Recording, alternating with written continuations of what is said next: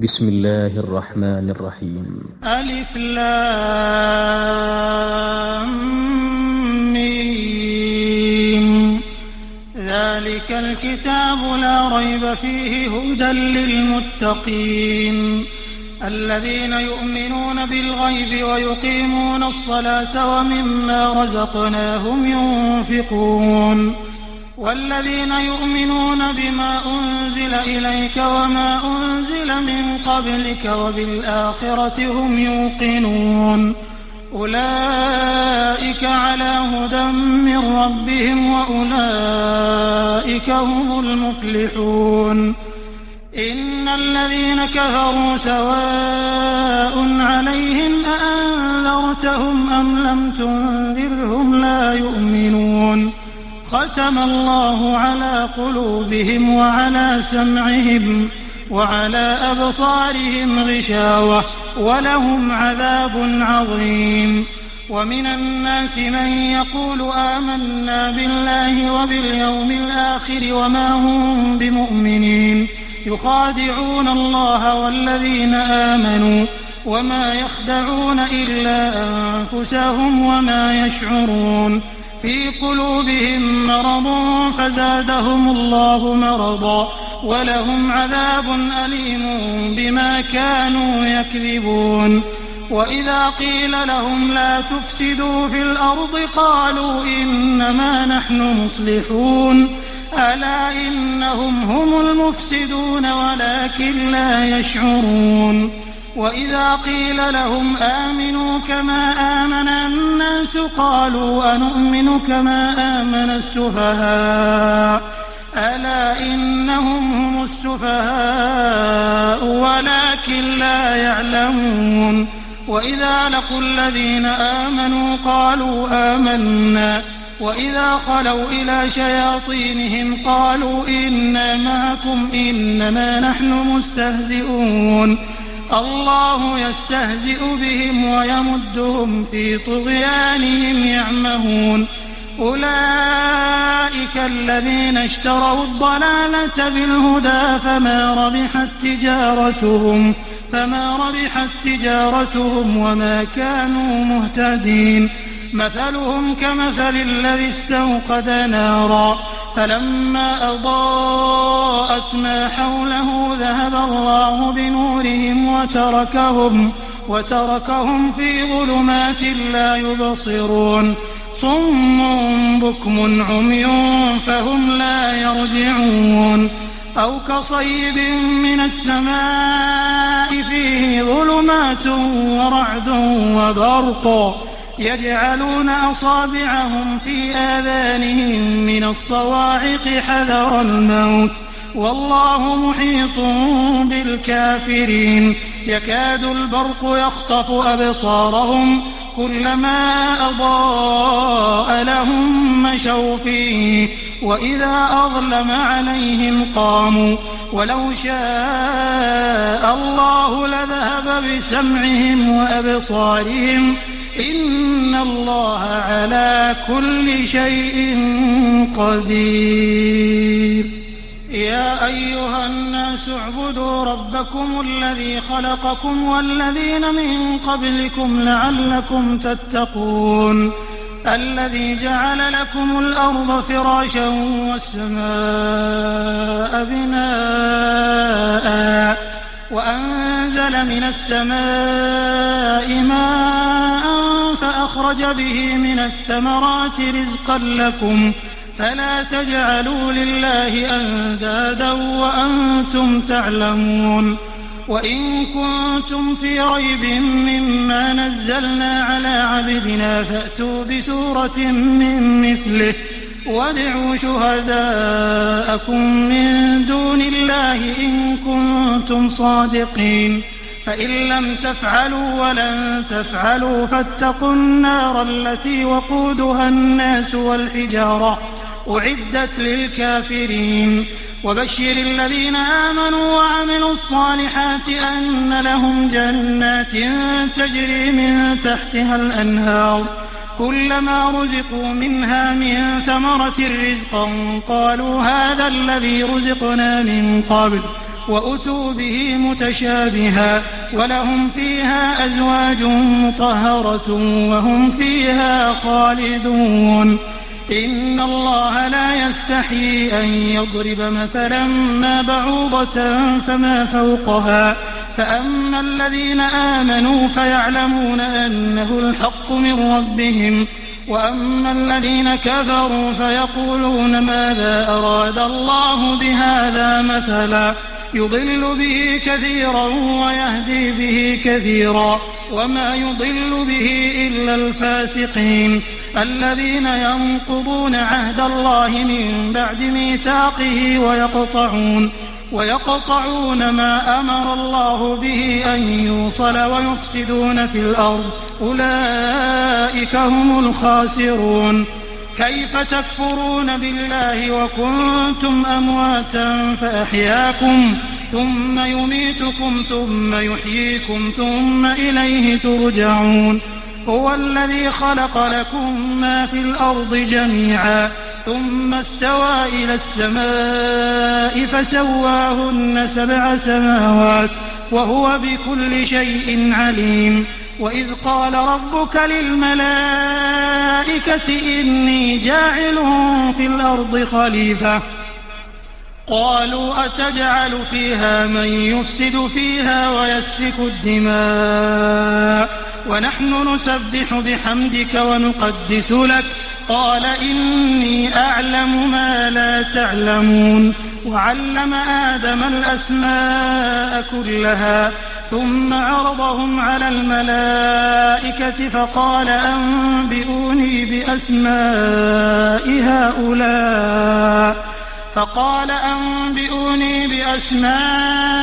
هؤلاء إن كنتم صادقين. قالوا سبحانك لا علم لنا إلا ما علمتنا إنك أنت العليم الحكيم. قال يا آدم أنبئهم بأسمائهم فلما أنبأهم بأسمائهم قال ألم أقل لكم إني أعلم غيب السماوات والأرض وأعلم ما تبدون وما كنتم تكتمون. وإذ قلنا للملائكة اسجدوا لآدم فسجدوا إلا إبليس أبى واستكبر وكان من الكافرين. وقلنا يا آدم اسكن أنت وزوجك الجنة وكلا منها رغدا حيث شئتما ولا تقربا هذه الشجرة فتكونا من الظالمين. فأزلهما الشيطان عنها فأخرجهما مما كانا فيه وقلنا اهبطوا بعضكم لبعض عدو ولكم في الأرض مستقر ومتاع إلى حين. فتلقى آدم من ربه كلمات فتاب عليه إنه هو التواب الرحيم. قلنا اهبطوا منها جميعا فإما يأتينكم مني هدى فمن تبع هداي فلا خوف عليهم ولا هم يحزنون. والذين كفروا وكذبوا بآياتنا أولئك أصحاب النار هم فيها خالدون. يا بني إسرائيل اذكروا نعمتي التي أنعمت عليكم وأوفوا بعهدي أوف بعهدكم وإياي فارهبون. وآمنوا بما أنزلت مصدقا لما معكم ولا تكونوا أول كافر به ولا تشتروا بآياتي ثمنا قليلا وإياي فاتقون. ولا تلبسوا الحق بالباطل وتكتموا الحق وأنتم تعلمون. وأقيموا الصلاة وآتوا الزكاة واركعوا مع الراكعين. أتأمرون الناس بالبر وتنسون أنفسكم وأنتم تتلون الكتاب أفلا تعقلون. واستعينوا بالصبر والصلاة وإنها لكبيرة إلا على الخاشعين. الذين يظنون أنهم ملاقو ربهم وأنهم إليه راجعون يا بني إسرائيل اذكروا نعمتي التي أنعمت عليكم وأني فضلتكم على العالمين واتقوا يوما لا تجزي نفس عن نفس شيئا ولا يقبل منها شفاعة ولا يؤخذ منها عدل ولا هم ينصرون وإذ نجيناكم من آل فرعون يسومونكم سوء العذاب يذبحون أبناءكم ويستحيون نساءكم وفي ذلكم بلاء من ربكم عظيم وإذ فرقنا بكم البحر فأنجيناكم وأغرقنا آل فرعون وأنتم تنظرون وإذ واعدنا موسى 40 ليلة ثم اتخذتم العجل من بعده وأنتم ظالمون ثم عفونا عنكم من بعد ذلك لعلكم تشكرون وإذ آتينا موسى الكتاب والفرقان لعلكم تهتدون وإذ قال موسى لقومه يا قوم إنكم ظلمتم أنفسكم باتخاذكم العجل فتوبوا إلى بارئكم فاقتلوا أنفسكم ذلكم خير لكم عند بارئكم فتاب عليكم إنه هو التواب الرحيم وإذ قلتم يا موسى لن نؤمن لك حتى نرى الله جهرا فأخذتكم الصاعقة وأنتم تنظرون ثم بعثناكم من بعد موتكم لعلكم تشكرون وظللنا عليكم الغمام وأنزلنا عليكم المن والسلوى كلوا من طيبات ما رزقناكم وما ظلمونا ولكن كانوا أنفسهم يظلمون وإذ قلنا ادخلوا هذه القرية فكلوا منها حيث شئتم رغدا وادخلوا الباب سجدا وقولوا حطة نغفر لكم خطاياكم وسنزيد المحسنين فبدل الذين ظلموا قولا غير الذي قيل لهم فأنزلنا على الذين ظلموا رجزا من السماء بما كانوا يفسقون وإذ استسقى موسى لقومه فقلنا اضرب بعصاك الحجر فانفجرت منه 12 عينا قد علم كل أناس مشربهم كلوا واشربوا من رزق الله ولا تعثوا في الأرض مفسدين وإذ قلتم يا موسى لن نصبر على طعام واحد فادع لنا ربك يخرج لنا مما تنبت الأرض من بقلها وقثائها وفومها وعدسها وبصلها قال أتستبدلون الذي هو أدنى بالذي هو خير اهبطوا مصرا فإن لكم ما سألتم وضربت عليهم الذلة والمسكنة وباءوا بغضب من الله ذلك بأنهم كانوا يكفرون بآيات الله ويقتلون النبيين بغير الحق ذلك بما عصوا وكانوا يعتدون إن الذين آمنوا والذين هادوا والنصارى والصابئين من آمن بالله واليوم الآخر وعمل صالحا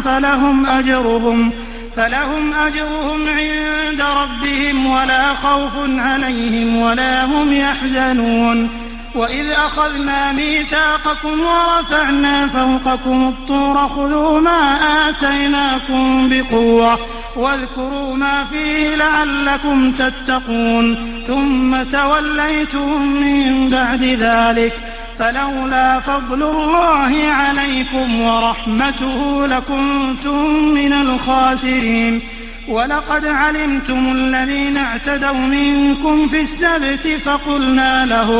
فقلنا لهم كونوا قردة خاسئين فجعلناها نكالا لما بين يديها وما خلفها وما خلفها وموعظة للمتقين.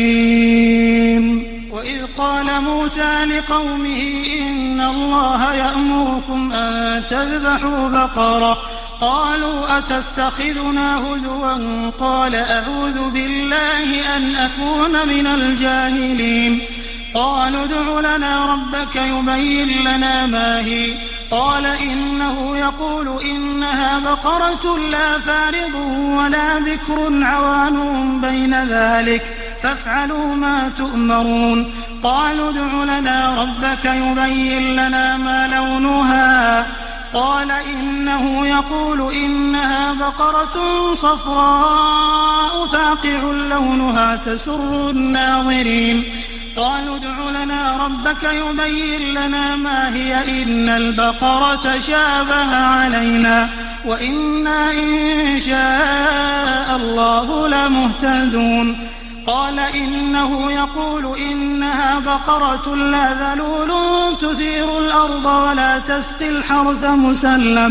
مسلمة لا شية فيها. قالوا الآن جئت بالحق فذبحوها وما كادوا يفعلون. وإذ قتلتم نفسا فادارأتم فيها والله مخرج ما كنتم تكتمون. فقلنا اضربوه ببعضها كذلك يحيي الله الموتى ويريكم آياته لعلكم تعقلون. ثم قست قلوبكم من بعد ذلك فهي كالحجارة أو أشد قسوة وإن من الحجارة لما يتفجر منه الأنهار وإن منها لما يشقق فيخرج منه الماء وإن منها لما يهبط من خشية الله وما الله بغافل عما تعملون. أفتطمعون أن يؤمنوا لكم وقد كان فريق منهم يسمعون كلام الله ثم يحرفونه من بعد ما عقلوه وهم يعلمون. وإذا لقوا الذين آمنوا قالوا آمنا وإذا خلا بعضهم إلى بعض قالوا أتحدثونهم بما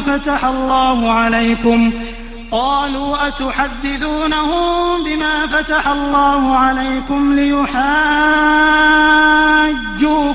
به عند ربكم أفلا تعقلون. أولا يعلمون أن الله يعلم ما يسرون وما يعلنون. ومنهم أميون لا يعلمون الكتاب إلا أماني وإن هم إلا يظنون. فويل للذين يكتبون الكتاب بأيديهم ثم يقولون هذا من عند الله ليشتروا به ثمنا قليلا فويل لهم مما كتبت أيديهم وويل لهم مما يكسبون. وقالوا لن تمسنا النار إلا أياما معدودة قل أتخذتم عند الله عهدا فلن يخلف الله عهده أم تقولون على الله ما لا تعلمون. بلى من كسب سيئة وأحاطت به خطيئته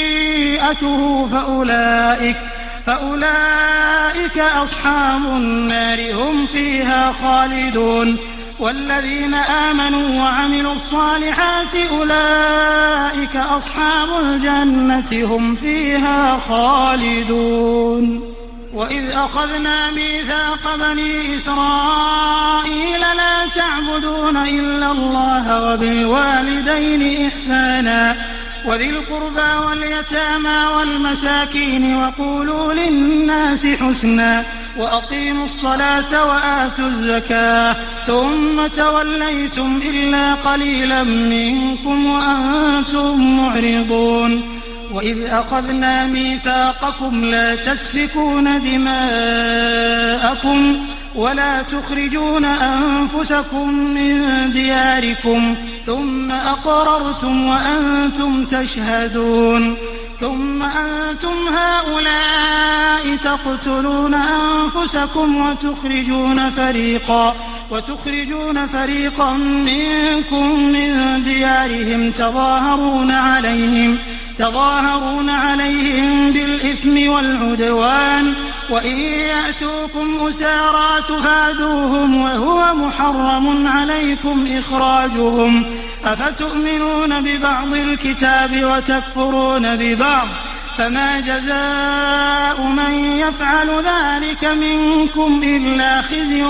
في الحياة الدنيا ويوم القيامة يردون إلى أشد العذاب وما الله بغافل عما تعملون أولئك الذين اشتروا الحياة الدنيا بالآخرة فلا يخفف عنهم العذاب ولا هم ينصرون ولقد آتينا موسى الكتاب وقفينا من بعده بالرسل وآتينا عيسى ابن مريم البينات وأيدناه بروح القدس أفكلما جاءكم رسول بما لا تهوى أنفسكم استكبرتم ففريقا كذبتم وفريقا تقتلون وقالوا قلوبنا غلف بل لعنهم الله بكفرهم فقليلا ما يؤمنون ولما جاءهم كتاب من عند الله مصدق لما معهم وكانوا من قبل يستفتحون على الذين كفروا فلما جاءهم ما عرفوا كفروا به فلعنة الله على الكافرين بئس ما اشتروا به أنفسهم أن يكفروا بما أنزل الله بغيا أن ينزل الله من فضله على من يشاء من عباده فباءوا بغضب على غضب وللكافرين عذاب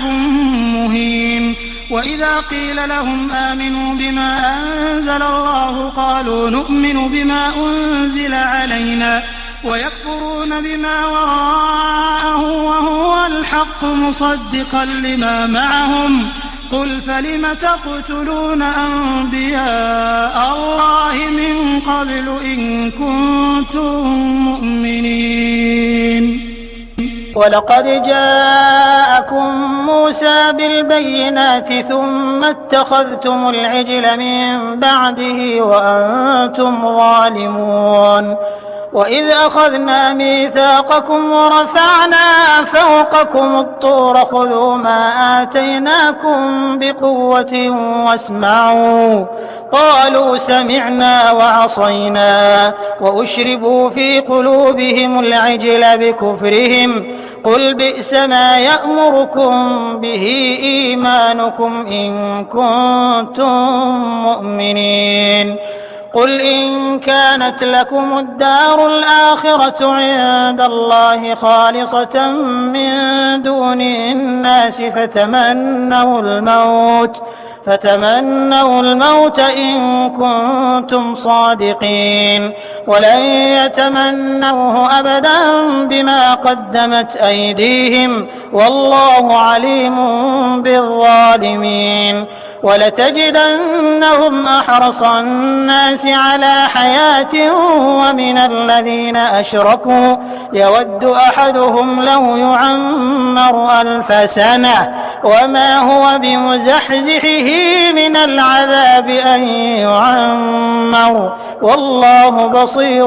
بما يعملون قل من كان عدوا لجبريل فإنه نزله على قلبك بإذن الله مصدقا لما بين يديه وهدى وبشرى للمؤمنين من كان عدوا لله وملائكته ورسله وجبريل ورسله وجبريل وميكال فإن الله عدو للكافرين ولقد أنزلنا إليك آيات بينات وما يكفر بها إلا الفاسقون أوكلما عاهدوا عهدا نبذه فريق منهم بل أكثرهم لا يؤمنون ولما جاءهم رسول من عند الله مصدق لما معهم نبذ فريق من الذين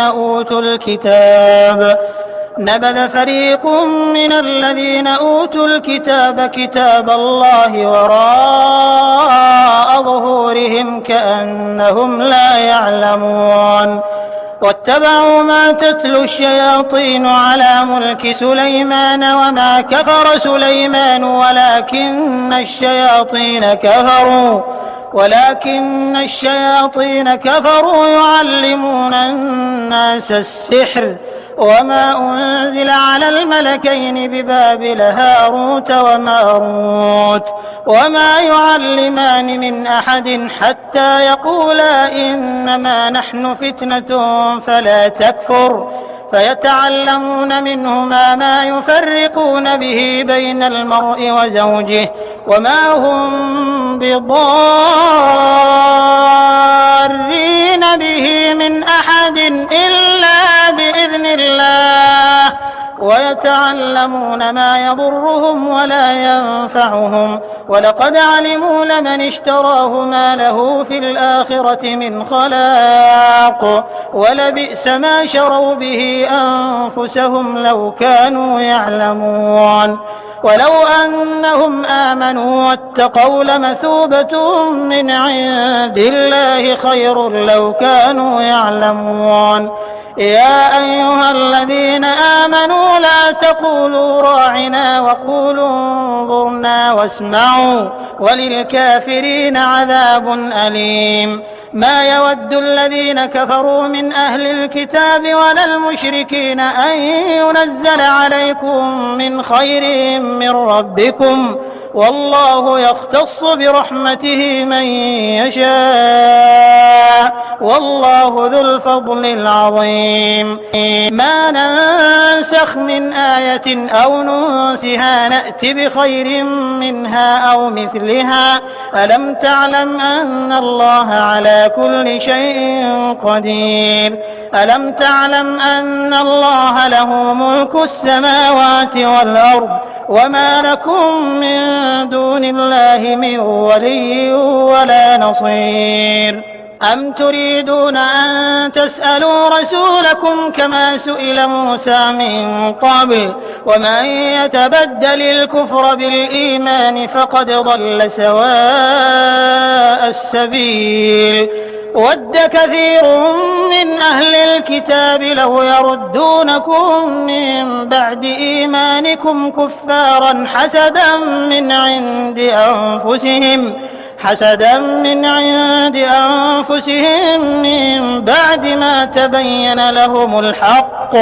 فاعفوا واصفحوا حتى يأتي الله بأمره إن الله على كل شيء قدير وأقيموا الصلاة وآتوا الزكاة وما تقدموا لأنفسكم من خير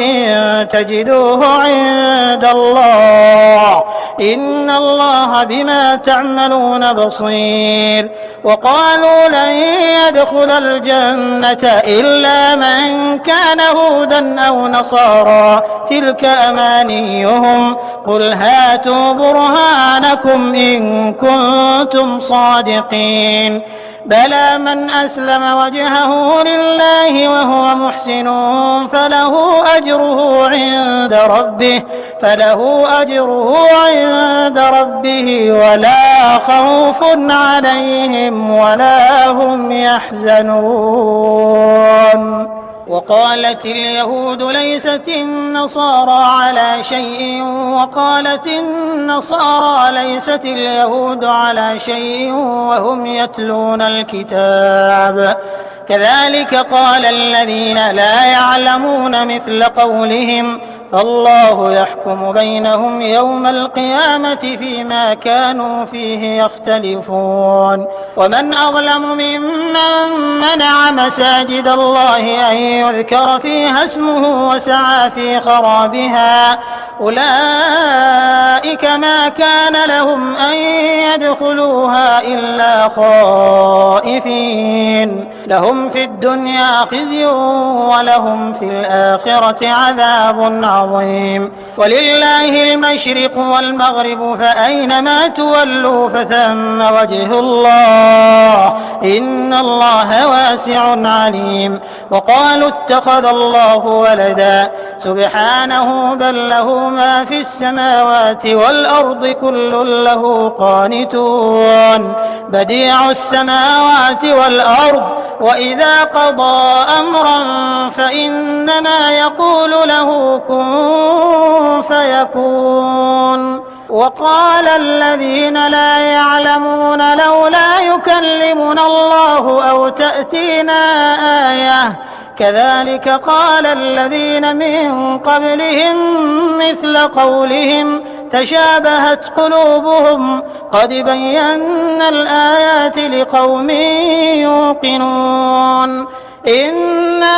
أرسلناك بالحق بشيرا ونذيرا ولا تسأل عن أصحاب الجحيم ولن ترضى عنك اليهود ولا النصارى حتى تتبع ملتهم قل إن هدى الله هو الهدى ولئن اتبعت أهواءهم بعد الذي جاءك من العلم ما لك من الله من ولي ولا نصير الذين آتيناهم الكتاب يتلونه حق تلاوته أولئك يؤمنون به ومن يكفر به فأولئك هم الخاسرون يا بني إسرائيل اذكروا نعمتي التي أنعمت عليكم وأني فضلتكم على العالمين واتقوا يوما لا تجزي نفس عن نفس شيئا ولا يقبل منها عدل ولا تنفعها شفاعة ولا هم ينصرون وإذ ابتلى إبراهيم ربه بكلمات فأتمهم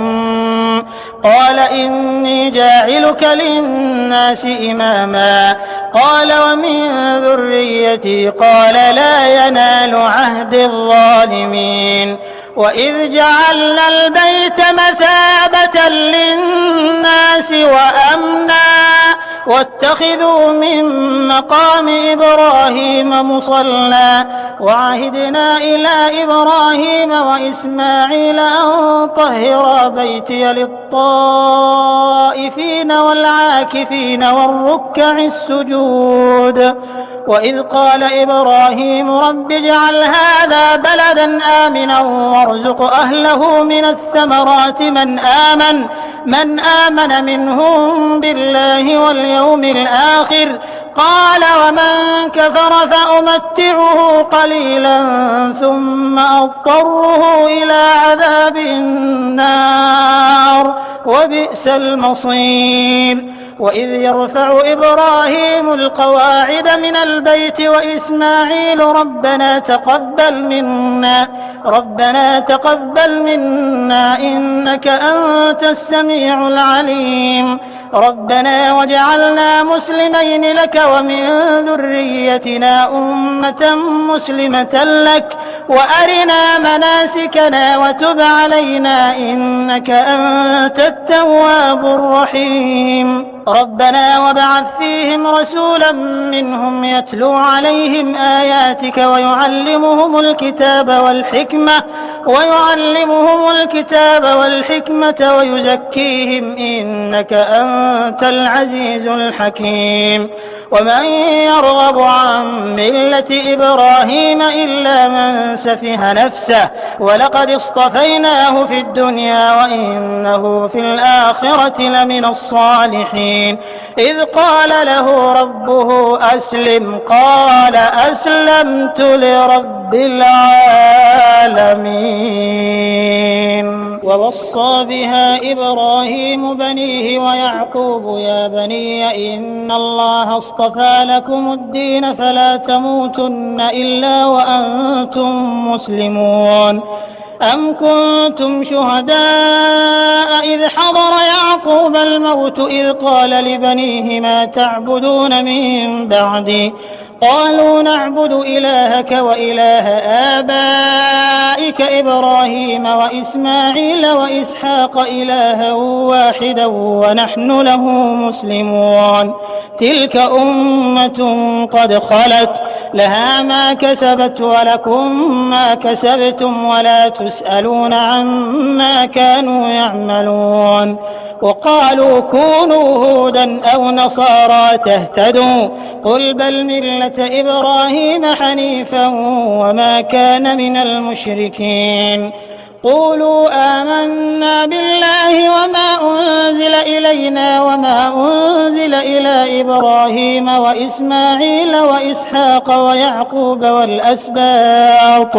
وما أوتي موسى وعيسى وما أوتي النبيون من ربهم لا نفرق بين أحد منهم ونحن له مسلمون. فإن آمنوا بمثل ما آمنتم به فقد اهتدوا وإن تولوا فإنما هم في شقاق فسيكفيكهم الله وهو السميع العليم. صبغة الله ومن أحسن من الله صبغة ونحن له عابدون. قل أتحاجوننا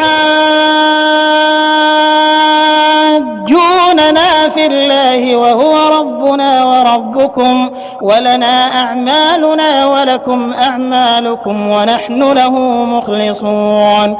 أم تقولون إن إبراهيم وإسماعيل وإسحاق ويعقوب والأسباط كانوا هودا أو نصارى قل أأنتم أعلم أم الله ومن أظلم ممن كتم شهادة عنده من الله وما الله بغافل عما تعملون.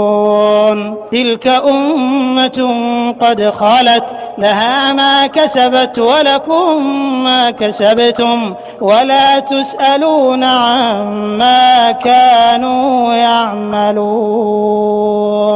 سيقول السفهاء من الناس ما ولاهم عن قبلتهم التي كانوا عليها قل لله المشرق والمغرب يهدي من يشاء إلى صراط مستقيم. وكذلك جعلناكم أمة وسطا لتكونوا شهداء على الناس ويكون الرسول عليكم شهيدا.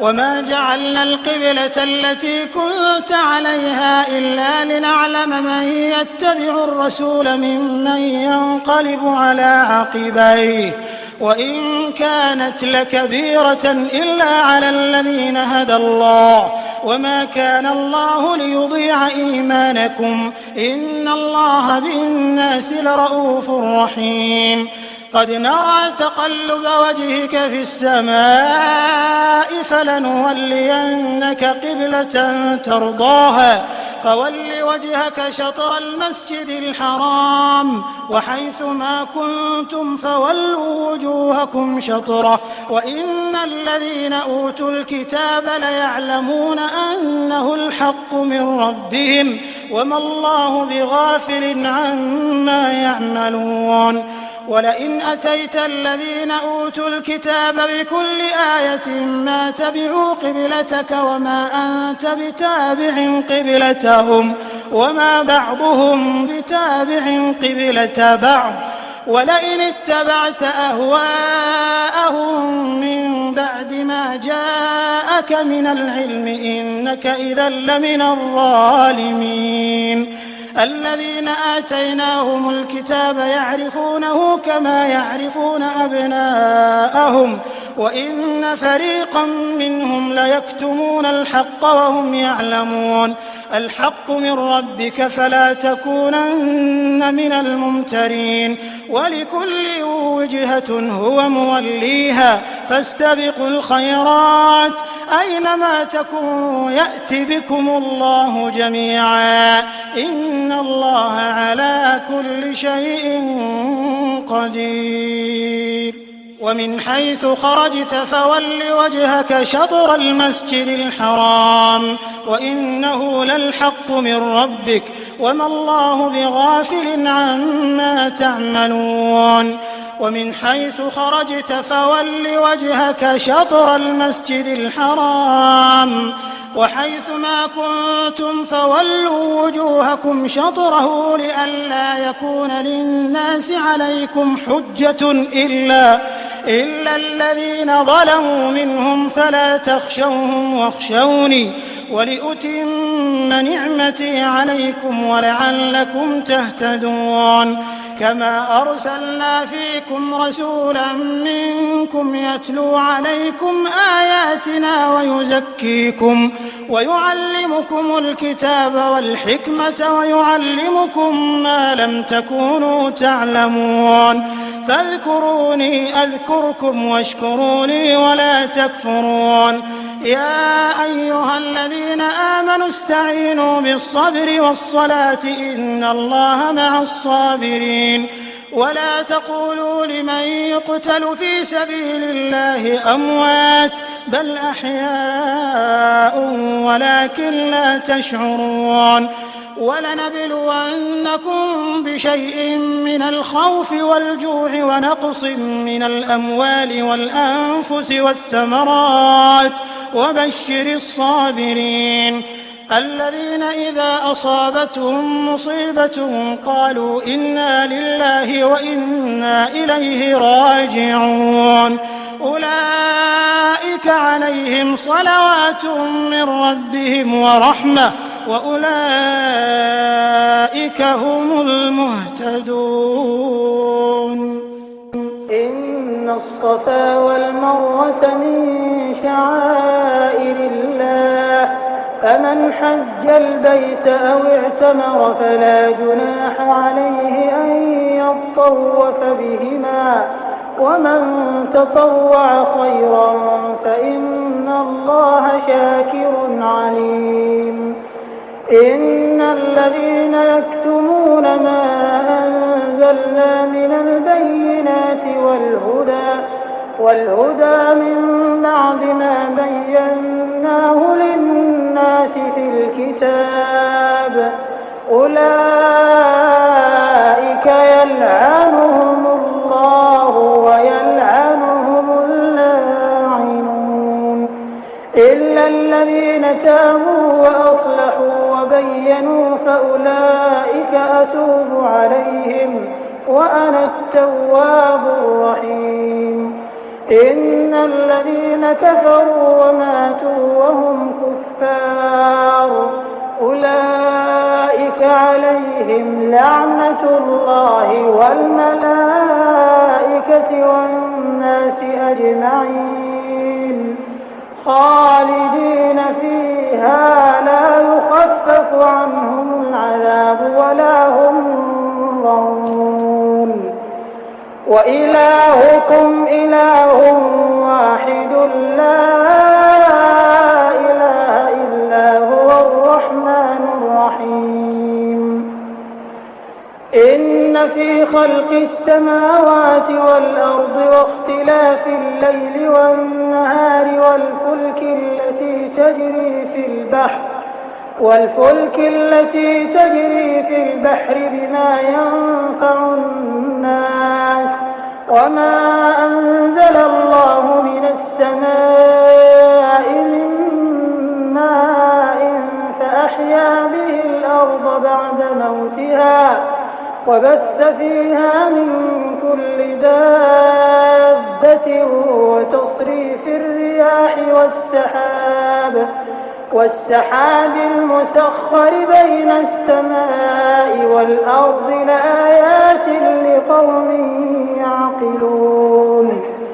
ومن الناس من يتخذ من دون الله أندادا يحبونهم كحب الله والذين آمنوا أشد حبا لله ولو يرى الذين ظلموا إذ يرون العذاب أن القوة لله جميعا وأن الله شديد العذاب إذ تبرأ الذين اتبعوا من الذين اتبعوا ورأوا العذاب وتقطعت بهم الأسباب وقال الذين اتبعوا لو أن لنا كرة فنتبرأ منهم كما تبرأوا منا كذلك يريهم الله أعمالهم حسرات عليهم وما هم بخارجين من النار يا أيها الناس كلوا مما في الأرض حلالا طيبا ولا تتبعوا خطوات الشيطان إنه لكم عدو مبين إنما يأمركم بالسوء والفحشاء وأن تقولوا على الله ما لا تعلمون وإذا قيل لهم اتبعوا ما أنزل الله قالوا بل نتبع ما ألفينا عليه آباءنا أولو كان آباؤهم لا يعقلون شيئا ولا يهتدون ومثل الذين كفروا كمثل الذي ينعق بما لا يسمع إلا دعاء ونداء صم بكم عمي فهم لا يعقلون يا أيها الذين آمنوا كلوا من طيبات ما رزقناكم واشكروا لله إن كنتم إياه تعبدون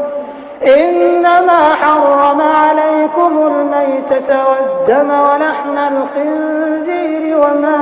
أهل به لغير الله فمن اضطر غير باغ ولا عاد فلا إثم عليه إن الله غفور رحيم إن الذين يكتمون ما أنزل الله من الكتاب ويشترون به ثمنا قليلا أولئك ما يأكلون في بطونهم إلا النار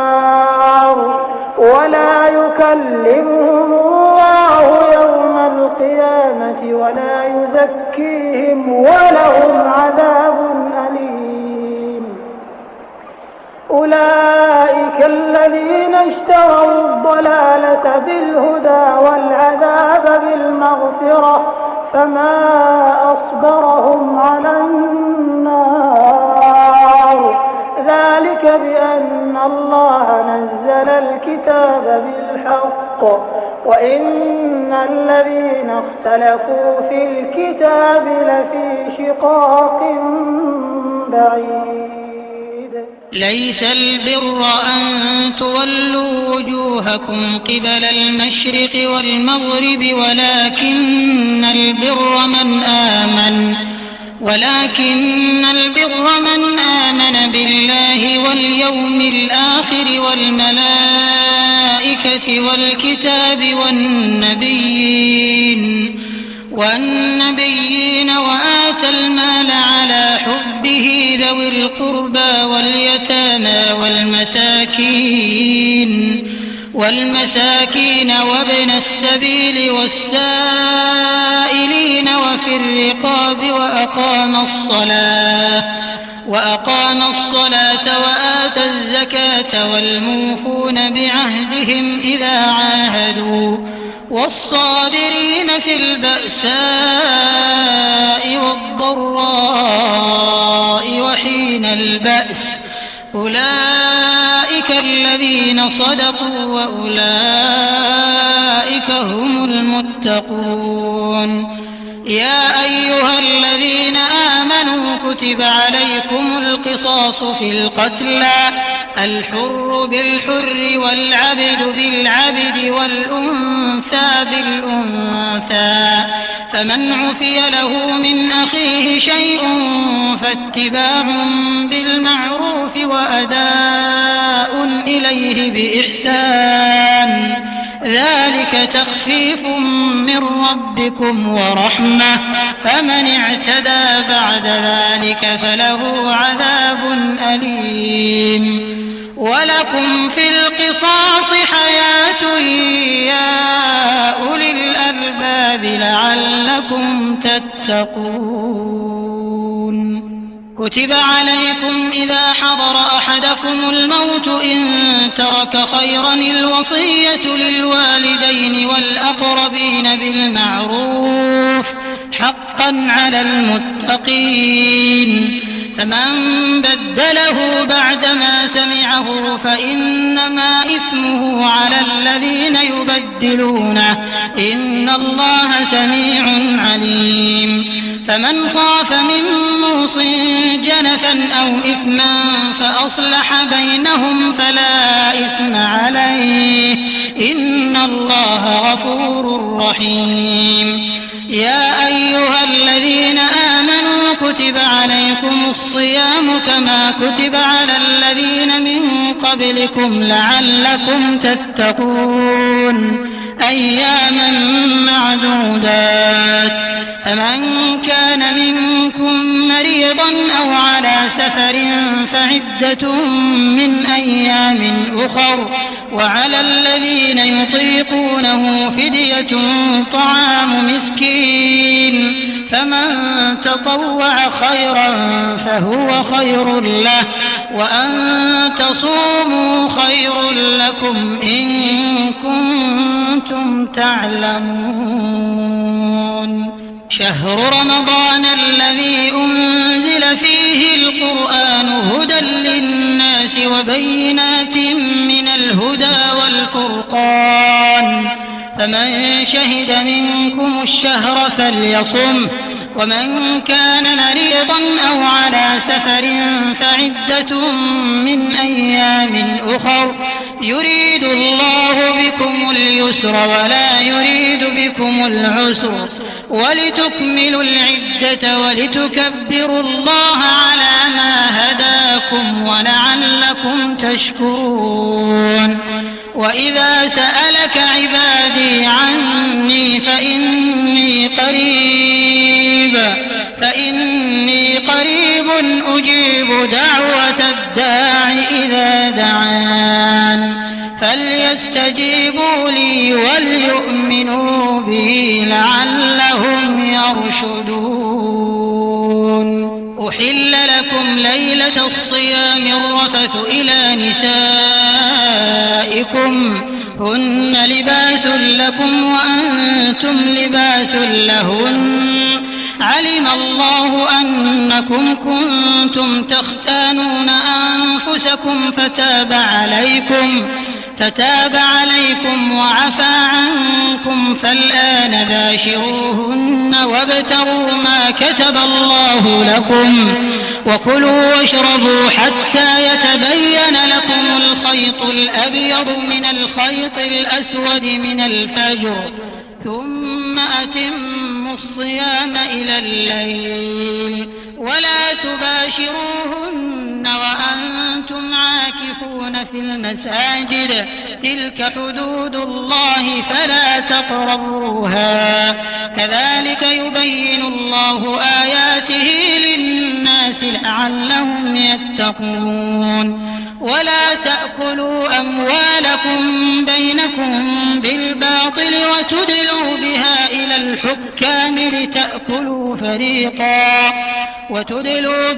إلى الحكام لتأكلوا فريقا من أموال الناس بالإثم وأنتم تعلمون يسألونك عن الأهلة قل هي مواقيت للناس والحج وليس البر بأن تأتوا البيوت من ظهورها ولكن البر من اتقى وأتوا البيوت من أبوابها واتقوا الله لعلكم تفلحون وقاتلوا في سبيل الله الذين يقاتلونكم ولا تعتدوا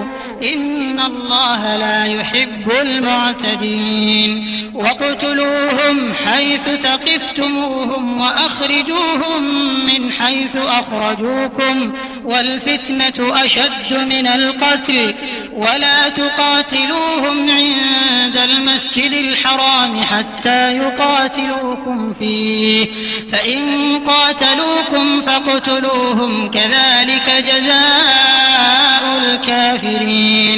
فإن انتهوا فإن الله غفور رحيم وقاتلوهم حتى لا تكون فتنة ويكون الدين لله فإن انتهوا فلا عدوان إلا على الظالمين الشهر الحرام بالشهر الحرام والحرمات قصاص فمن اعتدى عليكم فاعتدوا عليه بمثل ما اعتدى عليكم واتقوا الله واعلموا أن الله مع المتقين وأنفقوا في سبيل الله ولا تلقوا بأيديكم إلى التهلكة وأحسنوا إن الله يحب المحسنين وأتموا الحج والعمرة لله فإن أحصرتم فما استيسر من الهدي ولا تحلقوا رؤوسكم حتى يبلغ الهدي محله فمن كان منكم مريضا أو به أذى من رأسه ففدية من صيام أو صدقة أو نسك فإذا أمنتم فمن تمتع بالعمرة إلى الحج فما استيسر من الهدي فمن لم يجد فصيام 3 أيام في الحج و7 إذا رجعتم تلك 10 كاملة ذلك لمن لم يكن أهله حاضر المسجد الحرام واتقوا الله واعلموا أن الله شديد العقاب الحج أشهر معلومات فمن فرض فيهن الحج فلا رفث ولا فسوق ولا جدال في الحج وما تفعلوا من خير يعلمه الله وتزودوا فإن خير الزاد التقوى واتقون يا أولي الألباب ليس عليكم جناح أن تبتغوا فضلا من ربكم فإذا أفضتم من عرفات فاذكروا الله عند المشعر الحرام واذكروه كما هداكم وإن كنتم من قبله لمن الضالين ثم أفيضوا من حيث أفاض الناس واستغفروا الله إن الله غفور رحيم فإذا قضيتم مناسككم فاذكروا الله كذكركم آباءكم أو أشد ذكرا فمن الناس من يقول ربنا آتنا في الدنيا وما له في الآخرة من خلاق ومنهم من يقول ربنا آتنا في الدنيا حسنة وفي الآخرة حسنة وقنا عذاب النار أولئك لهم نصيب مما كسبوا والله سريع الحساب واذكروا الله في أيام معدودات فمن تعجل في يومين فلا إثم عليه ومن تأخر فلا إثم عليه لمن اتقى واتقوا الله واعلموا أنكم إليه تحشرون ومن الناس من يعجبك قوله في الحياة الدنيا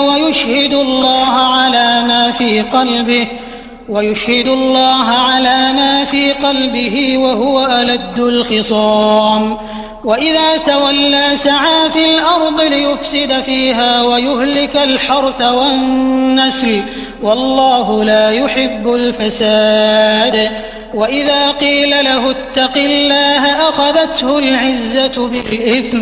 فحسبه جهنم ولبئس المهاد ومن الناس من يشري نفسه ابتغاء مرضات الله والله رؤوف بالعباد يا أيها الذين آمنوا ادخلوا في السلم كافة ولا تتبعوا خطوات الشيطان إنه لكم عدو مبين فإن زللتم من بعد ما جاءتكم البينات فاعلموا أن الله عزيز حكيم هل ينظرون إلا أن يأتيهم الله في ظلل من الغمام والملائكة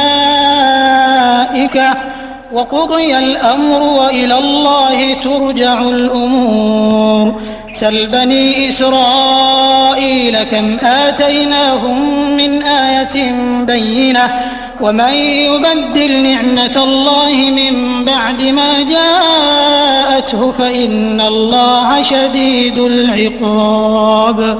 زين للذين كفروا الحياة الدنيا ويسخرون من الذين آمنوا والذين اتقوا فوقهم يوم القيامة والله يرزق من يشاء بغير حساب كان الناس أمة واحدة فبعث الله النبيين مبشرين ومنذرين وأنزل معهم الكتاب بالحق ليحكم بين الناس فيما اختلفوا فيه وما اختلف فيه إلا الذين أوتوه من بعد ما جاءتهم البينات بغيا بينهم فهدى الله الذين آمنوا لما اختلفوا فيه من الحق بإذنه والله يهدي من يشاء إلى صراط مستقيم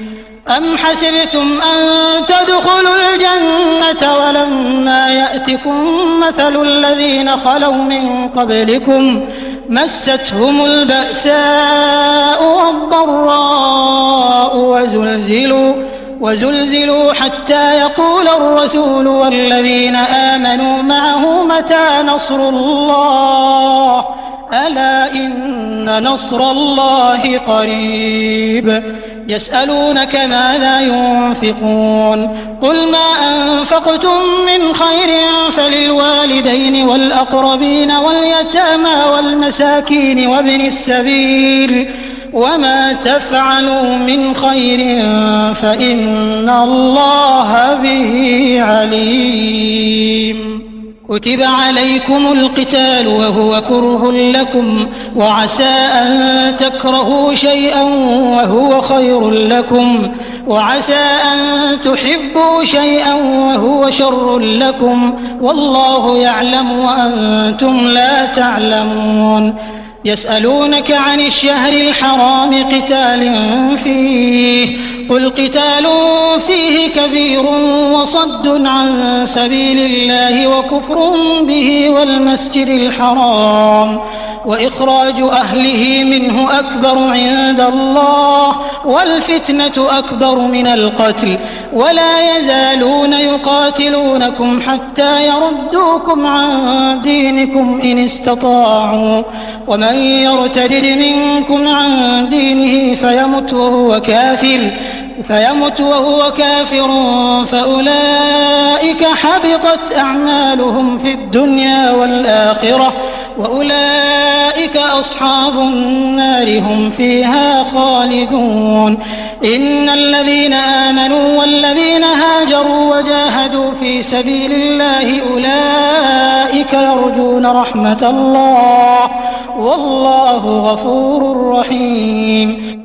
يسألونك عن الخمر والميسر قل فيهما إثم كبير ومنافع للناس وإثمهما أكبر من نفعهما ويسألونك ماذا ينفقون قل العفو كذلك يبين الله لكم الآيات لعلكم تتفكرون في الدنيا والآخرة ويسألونك عن اليتامى قل إصلاح لهم خير وإن تخالطوهم فإخوانكم والله يعلم المفسد من المصلح ولو شاء الله لأعنتكم إن الله عزيز حكيم ولا تنكحوا المشركات حتى يؤمنوا ولأمة مؤمنة خير من مشركة ولو أعجبتكم ولا تنكحوا المشركين حتى يؤمنوا ولعبد مؤمن خير من مشرك ولو أعجبكم أولئك يدعون إلى النار والله يدعو إلى الجنة والمغفرة بإذنه ويبين آياته للناس لعلهم يتذكرون ويسألونك عن المحيض قل هو أذى فاعتزلوا النساء في المحيض ولا تقربوهن حتى يطهرن فإذا تطهرن فأتوهن من حيث أمركم الله إن الله يحب التوابين ويحب المتطهرين نساؤكم حرث لكم فأتوا حرثكم أنى شئتم وقدموا لأنفسكم واتقوا الله واعلموا أنكم ملاقوه وبشر المؤمنين ولا تجعلوا الله عرضة لأيمانكم أن تبروا وتتقوا وتصلحوا بين الناس والله سميع عليم لا يؤاخذكم الله باللغو في أيمانكم ولكن يؤاخذكم بما كسبت قلوبكم والله غفور حليم للذين يؤلون من نسائهم تربص 4 أشهر فإن فاءوا فإن الله غفور رحيم وإن عزموا الطلاق فإن الله سميع عليم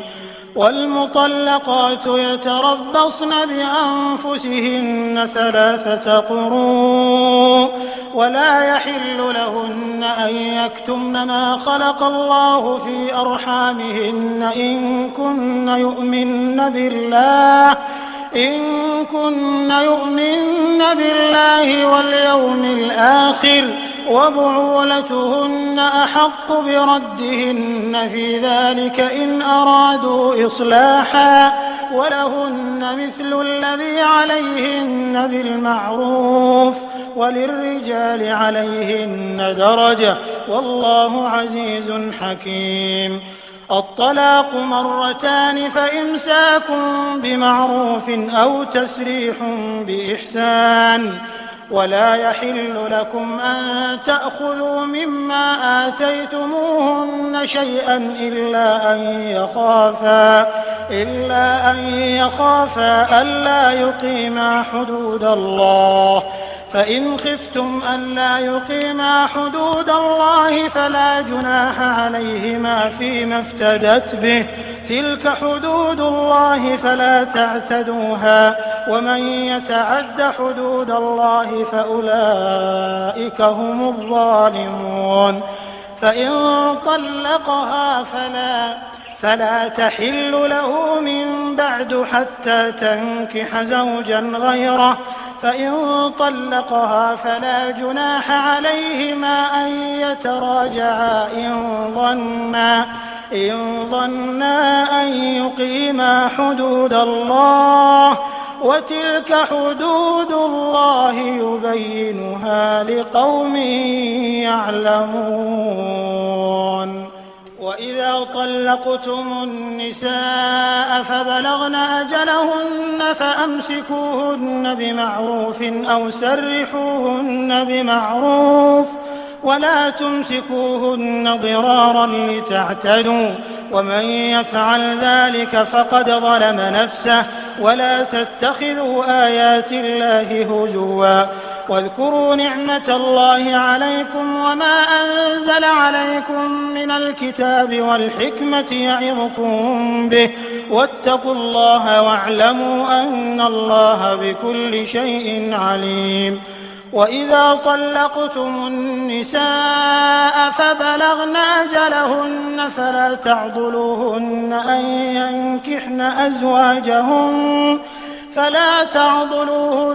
ينكحن أزواجهن إذا تراضوا بينهم بالمعروف، ذلك يوعظ به من كان منكم يؤمن بالله واليوم الآخر، ذلكم أزكى لكم وأطهر، والله يعلم وأنتم لا تعلمون. والوالدات يرضعن أولادهن حولين كاملين لمن أراد أن يتم الرضاعة، وعلى المولود له رزقهن وكسوتهن بالمعروف، لا تكلف نفس إلا وسعها، لا تضار والدة بولدها ولا مولود له بولده، وعلى الوارث مثل ذلك. فإن أرادا فصالا عن تراض منهما وتشاور فلا جناح عليهما، وإن أردتم أن تسترضعوا أولادكم فلا جناح عليكم إذا سلمتم ما آتيتم بالمعروف، واتقوا الله واعلموا أن الله بما تعملون بصير. والذين يتوفون منكم ويذرون أزواجا يتربصن بأنفسهن 4 أشهر و10، فإذا بلغن أجلهن فلا جناح عليكم فيما فعلن في أنفسهن بالمعروف، والله بما تعملون خبير. ولا جناح عليكم فيما عرضتم به من خطبة النساء أو أكننتم في أنفسكم، علم الله أنكم ستذكرونهن ولكن لا تواعدوهن سرا إلا أن تقولوا قولا معروفا، ولا تعزموا عقدة النكاح حتى يبلغ الكتاب أجله، واعلموا أن الله يعلم ما في أنفسكم فاحذروه، واعلموا أن الله غفور حليم. لا جناح عليكم إن طلقتم النساء ما لم تمسوهن أو تفرضوا لهن فريضة، ومتعوهن على الموسع قدره وعلى المقتر قدره متاعا بالمعروف حقا على المحسنين. وإن طلقتموهن من قبل أن تمسوهن وقد فرضتم لهن فريضة فنصف ما فرضتم إلا أن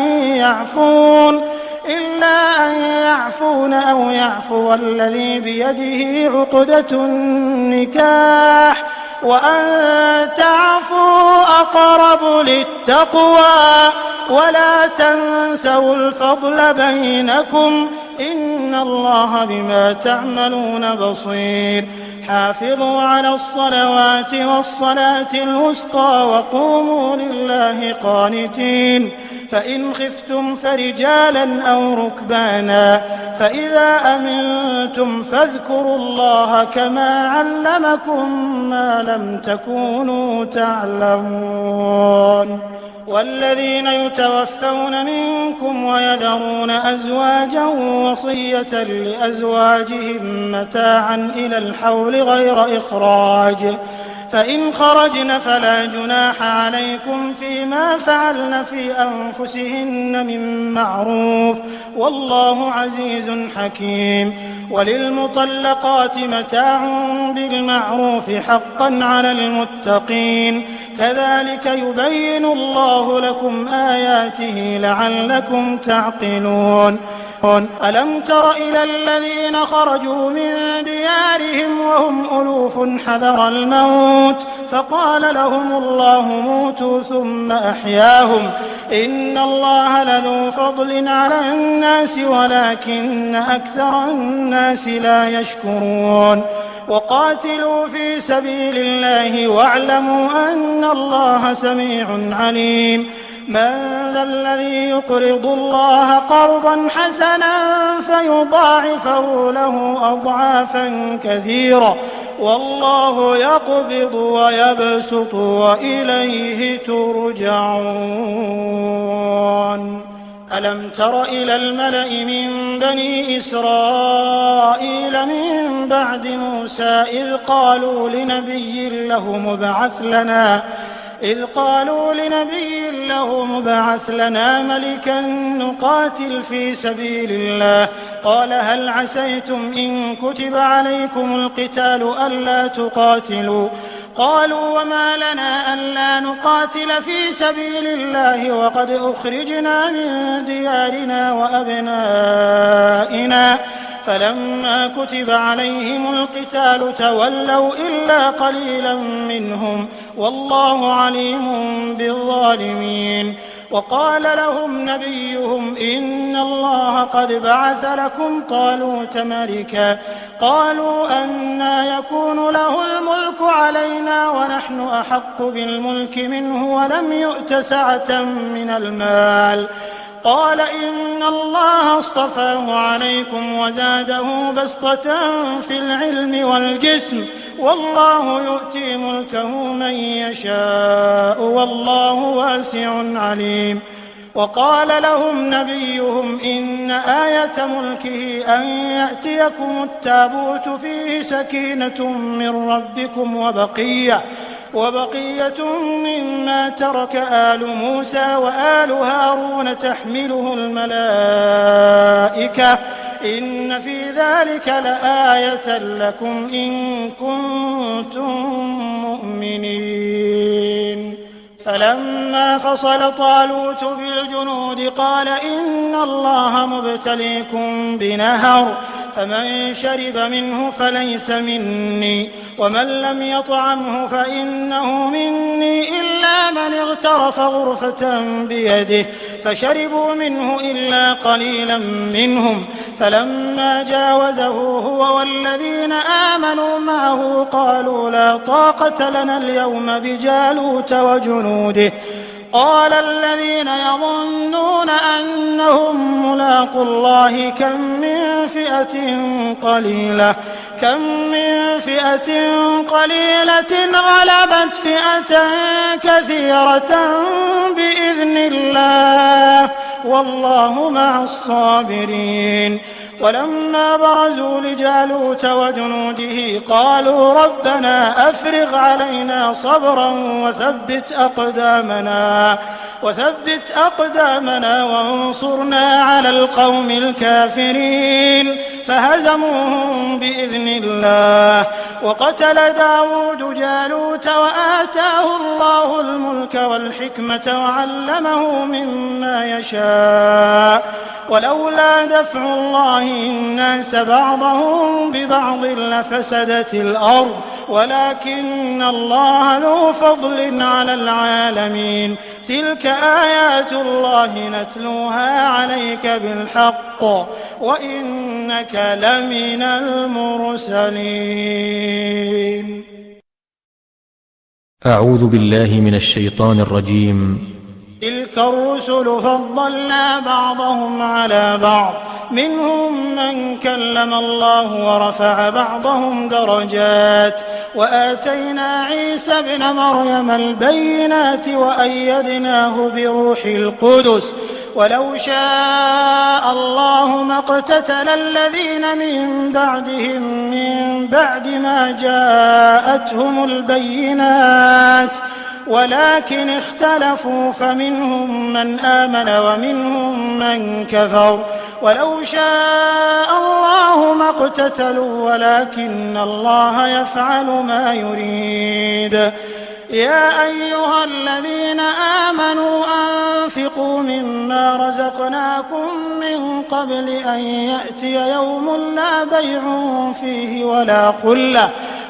خلة ولا شفاعة والكافرون هم الظالمون. الله لا إله إلا هو الحي القيوم لا تأخذه سنة ولا نوم له ما في السماوات وما في الأرض من ذا الذي يشفع عنده إلا بإذنه يعلم ما بين أيديهم وما خلفهم ولا يحيطون بشيء من علمه إلا بما شاء وسع كرسيه السماوات والأرض ولا يؤوده حفظهما وهو العلي العظيم. لا إكراه في الدين قد تبين الرشد من الغي فمن يكفر بالطاغوت ويؤمن بالله فقد استمسك بالعروة الوثقى لا انفصام لها والله سميع عليم. الله ولي الذين آمنوا يخرجهم من الظلمات إلى النور والذين كفروا أولياؤهم الطاغوت يخرجونهم من النور إلى الظلمات أولئك أصحاب النار هم فيها خالدون. ألم تر إلى الذي حاج إبراهيم في ربه أن آتاه الله الملك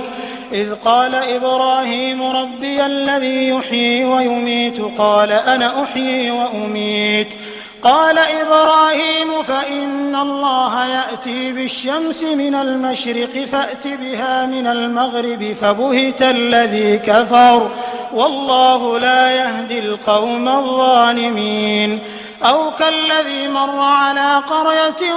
وهي خاوية على عروشها قال أنى يحيي هذه الله بعد موتها فأماته الله 100 عام ثم بعثه قال كم لبثت قال لبثت يوما أو بعض يوم قال بل لبثت 100 عام فانظر إلى طعامك وشرابك لم يتسنه وانظر إلى حمارك ولنجعلك آية للناس وانظر إلى العظام كيف ننشزها ثم نكسوها لحما فلما تبين له قال أعلم أن الله على كل شيء قدير. وإذ قال إبراهيم رب أرني كيف تحيي الموتى قال أولم تؤمن قال بلى ولكن ليطمئن قلبي قال فخذ 4 من الطير فصرهن إليك ثم اجعل على كل جبل منهن جزءا ثم ادعهن يأتينك سعيا واعلم أن الله عزيز حكيم. مثل الذين ينفقون أموالهم في سبيل الله كمثل حبة أنبتت 7 سنابل في كل سنبلة 100 حبة والله يضاعف لمن يشاء والله واسع عليم. الذين ينفقون أموالهم في سبيل الله ثم لا يتبعون ما أنفقوا منا ولا أذى لهم أجرهم عند ربهم ولا خوف عليهم ولا هم يحزنون. قول معروف ومغفرة خير من صدقة يتبعها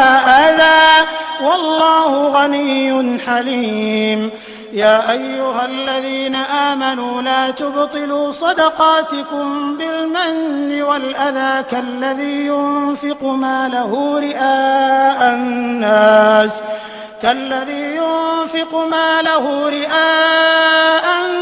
ولا يؤمن بالله واليوم الآخر فمثله كمثل صفوان عليه تراب فأصابه وابل فتركه صلدا لا يقدرون على شيء مما كسبوا والله لا يهدي القوم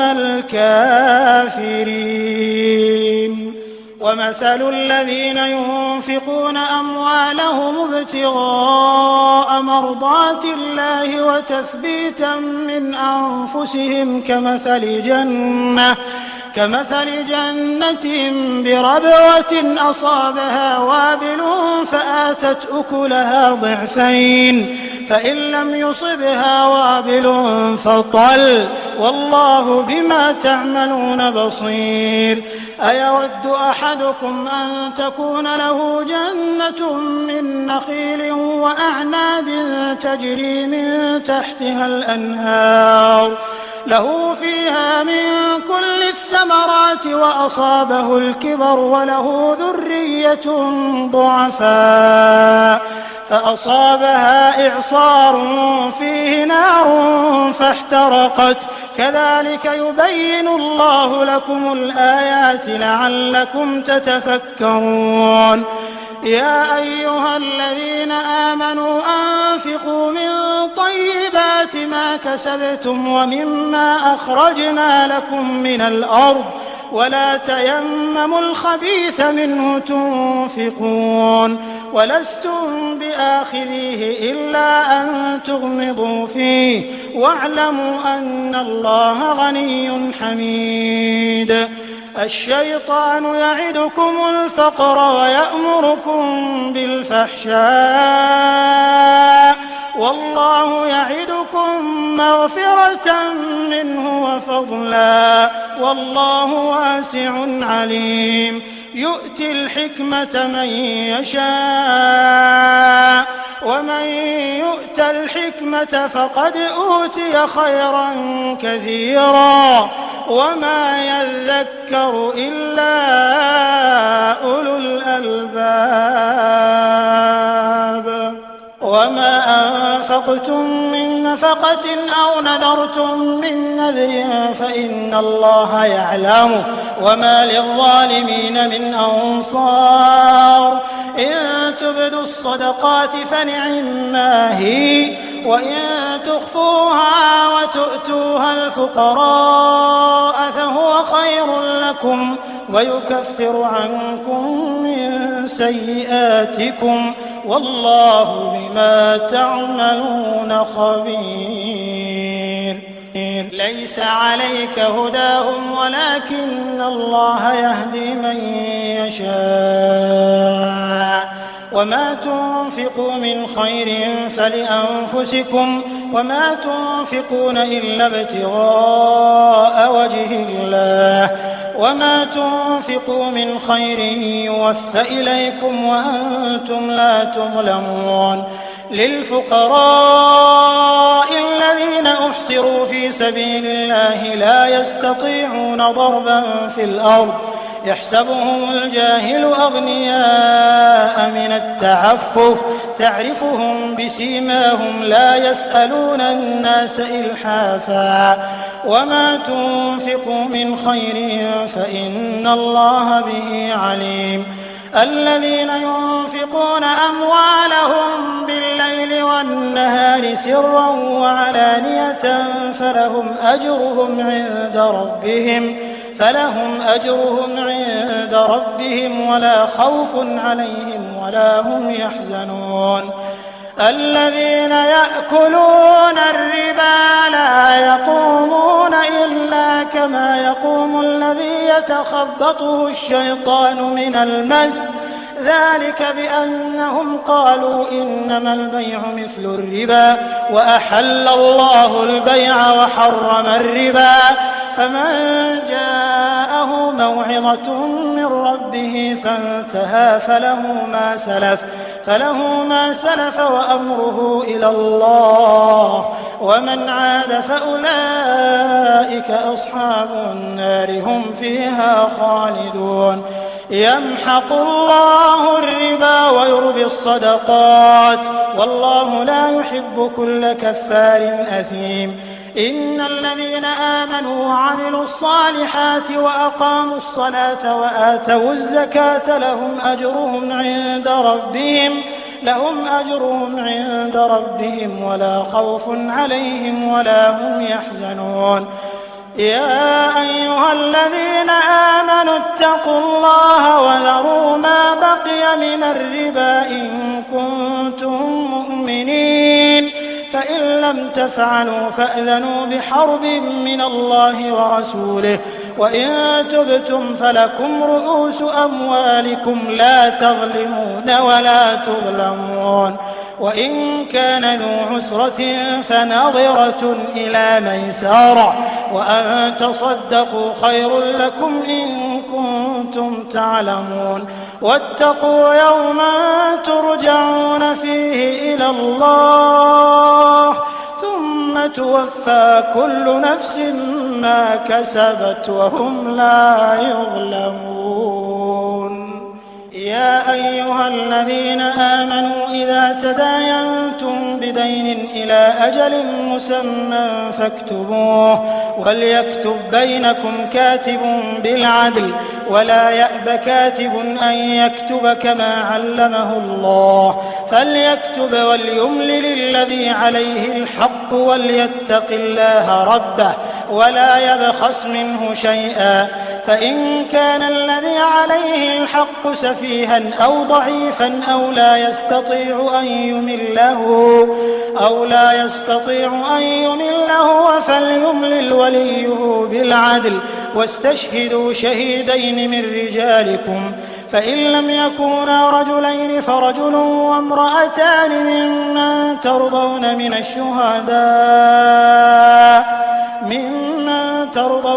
الشهداء أن تضل إحداهما فتذكر إحداهما الأخرى ولا يأبى الشهداء إذا ما دعوا ولا تسأموا أن تكتبوه صغيرا أو كبيرا إلى أجله ذلكم أقسط عند الله وأقوم للشهادة وأدنى ألا ترتابوا إلا أن تكون تجارة حاضرة تديرونها بينكم فليس عليكم جناح ألا تكتبوها وأشهدوا إذا تبايعتم ولا يضار كاتب ولا شهيد وإن تفعلوا فإنه فسوق بكم واتقوا الله ويعلمكم الله والله بكل شيء عليم وإن كنتم على سفر ولم تجدوا كاتبا فرهان مقبوضة فإن أمن بعضكم بعضا فليؤدي الذي اؤتمن أمانته وليتق الله ربه ولا تكتموا الشهادة ومن يكتمها فإنه آثم قلبه والله بما تعملون عليم لله ما في السماوات وما في الأرض وإن تبدوا ما في أنفسكم أو تخفوه يحاسبكم به الله فيغفر لمن يشاء ويعذب من يشاء والله على كل شيء قدير. آمن الرسول بما أنزل إليه من ربه والمؤمنون كل آمن بالله وملائكته وكتبه ورسله لا نفرق بين أحد من رسله وقالوا سمعنا وأطعنا غفرانك ربنا وإليك المصير. لا يكلف الله نفسا إلا وسعها لها ما كسبت وعليها ما اكتسبت ربنا لا تؤاخذنا إن نسينا أو أخطأنا ربنا ولا تحمل علينا إصرا كما حملته على الذين من قبلنا ربنا ولا تحملنا ما لا طاقة لنا به واعف عنا واغفر لنا وارحمنا أنت مولانا فانصرنا على القوم الكافرين.